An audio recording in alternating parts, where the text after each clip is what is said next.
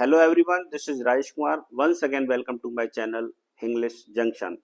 Dear friends, today we are going to discuss the ninth chapter of Footprints Without Feet, that is the book that saved the earth. This chapter has been written by Claire Boyko.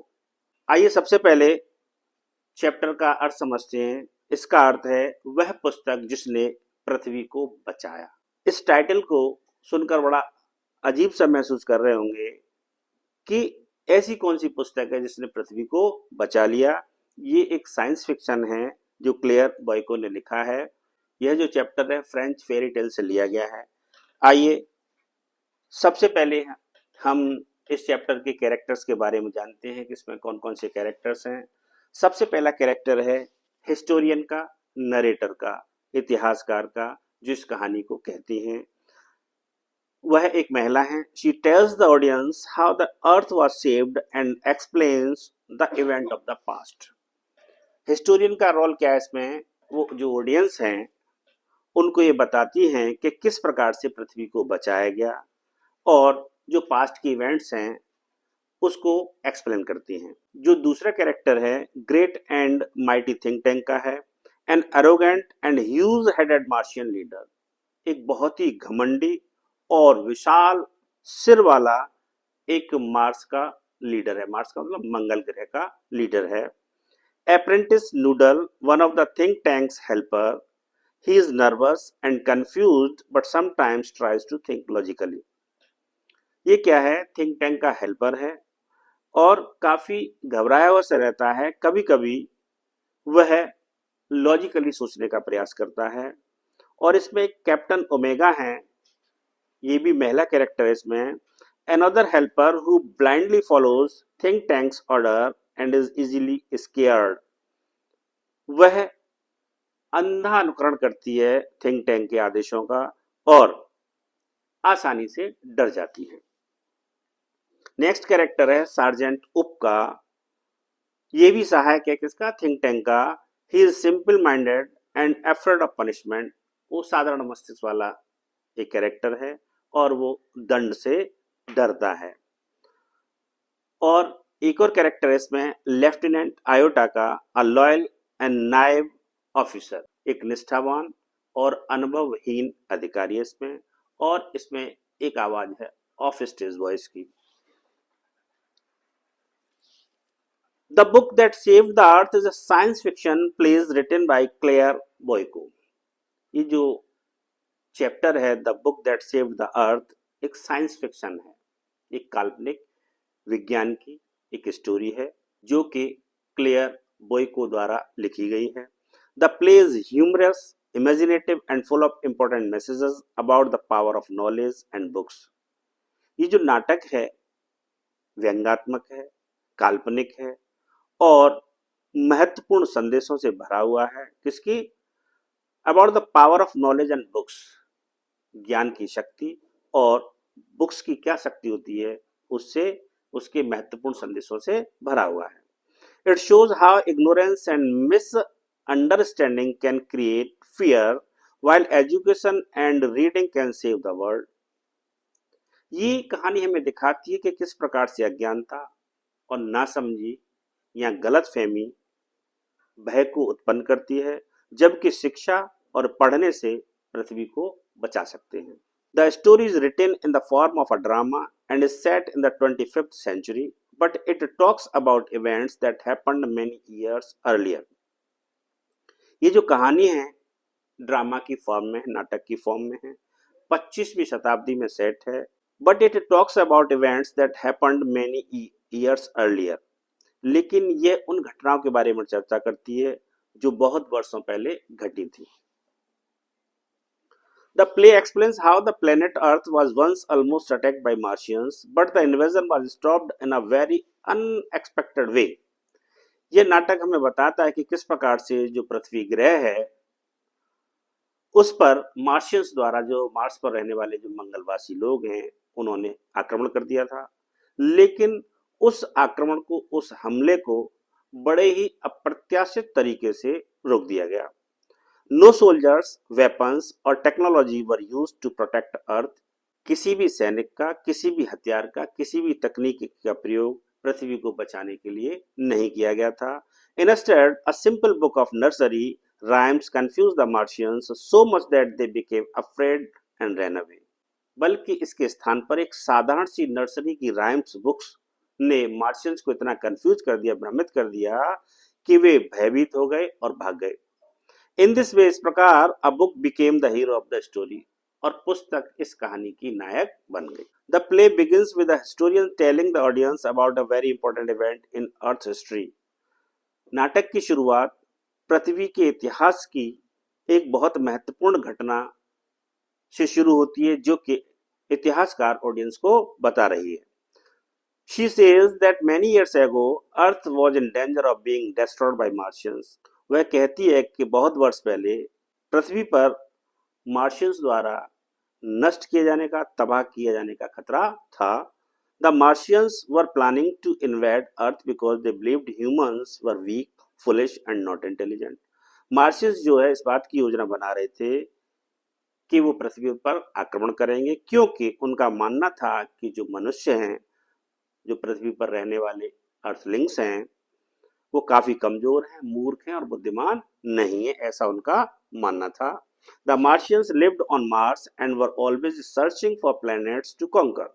Martians Mars पर, मंगल पर रहते थे और हमेशा इस बात की तलाश में रहते थे कि किस ग्रह को जीता जाए।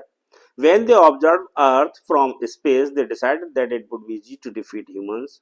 जब उन्होंने मार्स से पृथ्वी पर देखा तो उन्होंने निर्णय किया कि उन्हें पृथ्वीवासियों को हराना काफी आसान रहेगा, इसलिए उस पर आक्रमण कर देते हैं।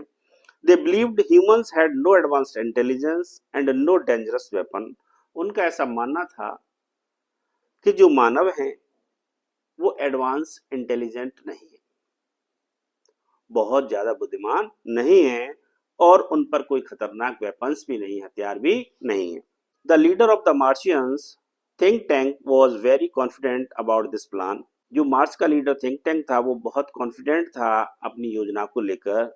ही believe that no one in the universe was smarter than him. उसका ऐसा मानना था कि इस पूरे ब्रह्मांड में उससे ज्यादा स्मार्ट कोई नहीं है। He felt proud of his brain power and often insulted others to show his superiority.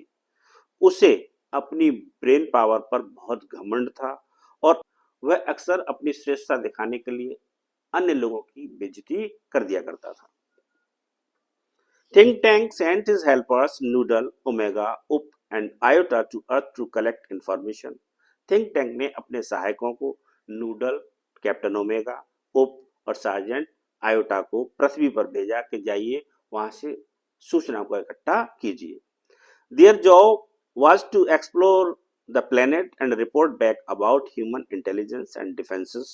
उनका जो कार्य था प्लेनेट को एक्सप्लोर करना था और वापस मनुष्यों की बुद्धिमत्ता कितने योग्य हैं और उनके मोर्चे क्या हैं उसके बारे में रिपोर्ट करना था। When the Martians landed on Earth, they didn't find soldiers or weapons. जब मार्शियंस मंगलवासी पृथ्वी पर उतरे तो उन्हें कोई भी सैनिक और हथियार यहाँ पर नहीं मिले। Instead, they found a library filled with books. इसके स्थान पर क्या हुआ, वो एक ऐसी लाइब्रेरी में घुस गए जो पुस्तकों से भरी हुई थी। The sight of so many books confused them because they had never seen anything like this before.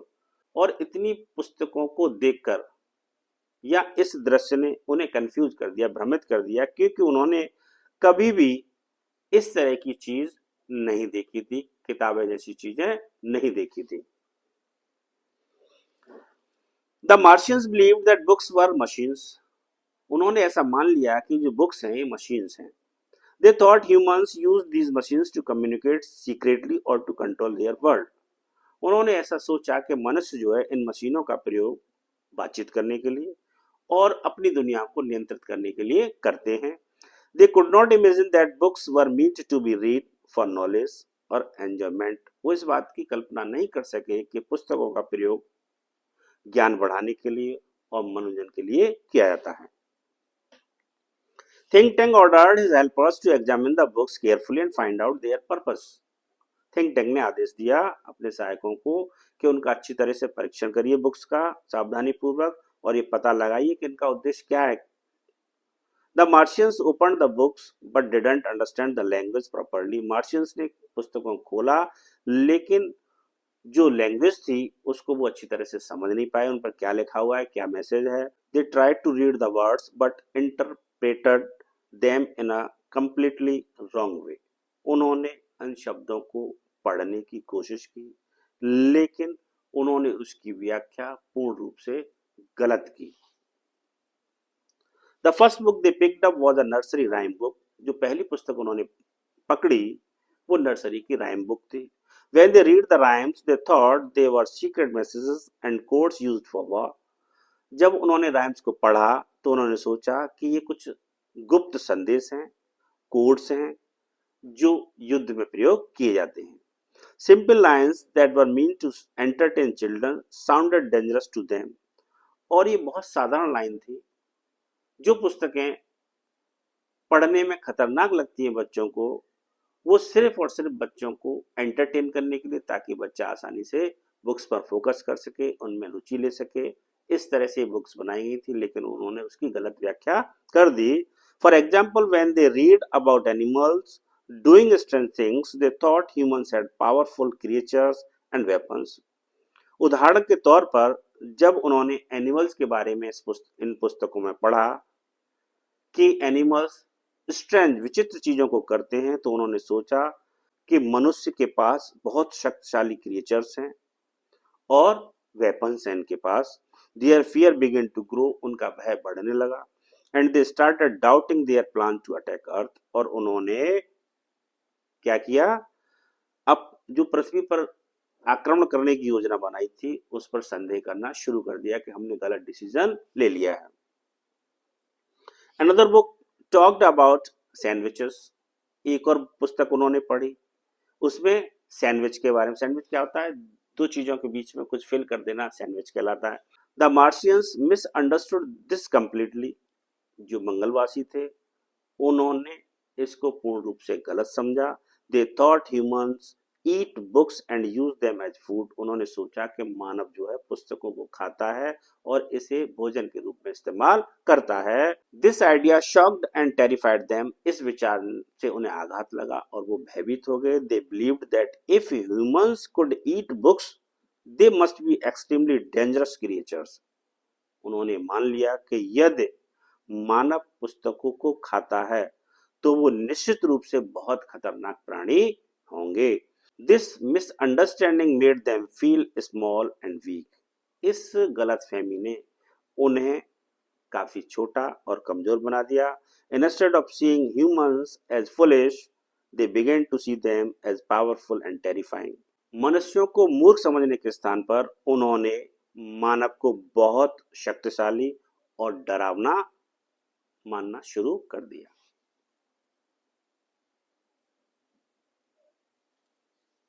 The most important book in the play is Mother Goose, a collection of nursery rhymes. जो सबसे महत्वपूर्ण पुस्तक है इस नाटक की वो mother गूज है, माँ हंस या हंसनी, जो कि नर्सरी राइम का एक संग्रह है। Think tank tried to read and understand it but the rhymes made no sense to him. Think tank ने उसको पढ़ने की कोशिश की, राइम्स को समझने का प्रयास किया लेकिन वो कोई अर्थ उनका ना निकाल सका। He could not understand their meaning, वह उसका अर्थ नहीं समझ सका। However think tank didn't want to admit that he was confused. फिर भी थिंक टैंक इस बात को स्वीकार करने के लिए तैयार नहीं था। वो नहीं चाहता था कि मैं इस बात को स्वीकार करूं कि वह कंफ्यूज्ड है, भ्रमित है, उसकी समझ में कुछ नहीं आ रहा है। He pretended that he understood everything. उसने बहाना बनाया कि उसकी समझ में सब कुछ आ गया है। Instead of asking questions, he made wrong assumptions. उसने प्रश्नों को पूछने के स्थान पर गलत अवधारणा बना ली। The silly and playful rhymes frightened him the most. जो मूर्खतापूर्ण और जो प्लेफुल चंचल राइम्स थी उसे अत्यधिक भयभीत कर दिया। He believed they were advanced codes that only highly intelligent beings could create. उसने मान लिया कि ये जो कोड्स हैं वो काफी एडवांस हैं और इन्हें जो क्रिएट कर सकता है बहुत अधिक बुद्धिमान लोग होंगे। This increased his fear of humans, और उसके अंदर मानवों का भय बैठ गया। Think tank slowly began to panic, धीरे धीरे थिंक टैंक घबराने लगा। The more he read the more frightened he became, जितना उसने पुस्तकों को पढ़ा उतना वो भयभीत होता चला गया। He started believing that Earth was full of intelligent and dangerous beings who could destroy the Martians easily. उसने मानना शुरू कर दिया कि पृथ्वी के जो लोग हैं वो बुद्धि से भरे हुए हैं, खतरनाक लोग हैं, वो कभी भी जो मार्शियंस हैं, जो मार्स पर रहने वाले लोग हैं, जो मार्स के निवासी हैं, उनको कभी भी तबाह कर सकते हैं। His helpers tried to explain that maybe the books were harmless, but think tank refused to listen. उसके सहायकों ने उसे समझाने का प्रयास किया कि हो सकता है ये जो पुस्तकें हैं हानि रहित हों, लेकिन थिंक टैंक ने उनकी बात सुनने से मना कर दिया। His pride and arrogance didn't allow him to accept that he might be wrong. उसका घमंड यह बात स्वीकार करने को तैयार नहीं था कि वह गलत हो सकता है।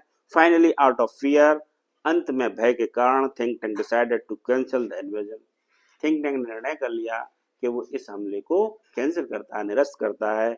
He ordered his helpers to leave Earth immediately and never return. उसने अपने सहायकों से कहा कि तुरंत ही पृथ्वी को छोड़ दीजिए और दोबारा लौटकर पृथ्वी पर नहीं जाना।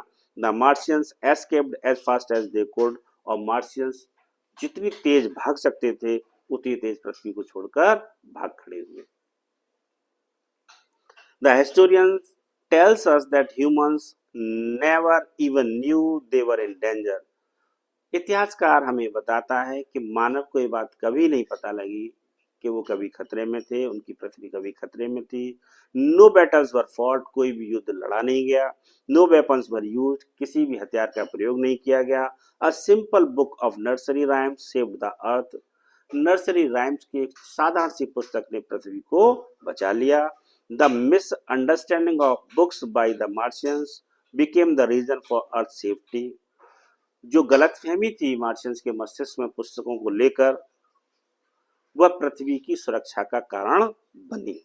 The Martians ignorance and fear defeated them, Martians की अज्ञानता ने और उनके भय ने उनको हरा दिया।